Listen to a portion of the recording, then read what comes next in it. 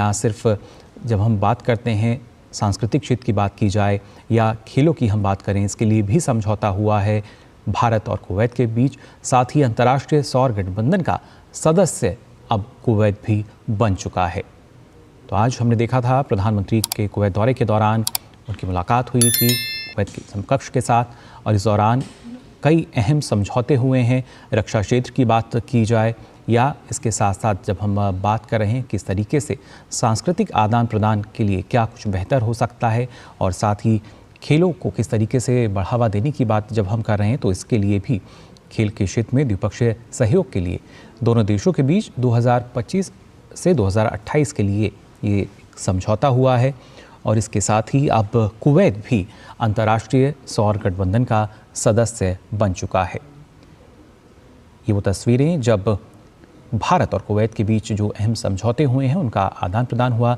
साथ ही प्रधानमंत्री नरेंद्र मोदी ने कुवैत के अपने समकक्ष के साथ द्विपक्षीय चर्चा भी की, वार्ता इस दौरान हुई।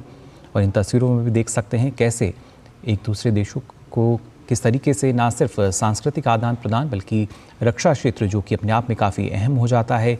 खेलों की बात की जाए, खेलों के क्षेत्र में भी सहयोग के लिए एक समझौता इस दौरान किया गया है। 2025 से 2029 के लिए सांस्कृतिक आदान प्रदान कार्यक्रम पर भी एक सहमति इस दौरान बनी है।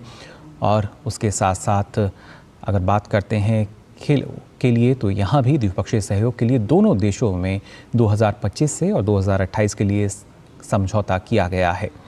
साथ ही अंतर्राष्ट्रीय सौर गठबंधन का सदस्य भी अब कुवैत बन चुका है। कई मायनों में ये अहम दौरा प्रधानमंत्री नरेंद्र मोदी का, और कुवैत में 43 वर्षों के बाद किसी भारतीय प्रधानमंत्री का ये पहला दौरा था, जो कि अपने आप में काफ़ी महत्वपूर्ण। और आज हमने देखा था किस तरीके से वहाँ पर ना सिर्फ कुवैत का जो सर्वोच्च सम्मान है उससे प्रधानमंत्री को सम्मानित भी किया गया था, और साथ ही इस दौरान उन्होंने ना सिर्फ अपने समकक्ष से मुलाकात की बल्कि वहाँ के अमीर और क्राउन प्रिंस से भी प्रधानमंत्री ने मुलाकात की थी। लेकिन इस दौरान जो दोनों देशों के बीच अहम समझौते हुए हैं उसकी तस्वीरें आप देख रहे हैं।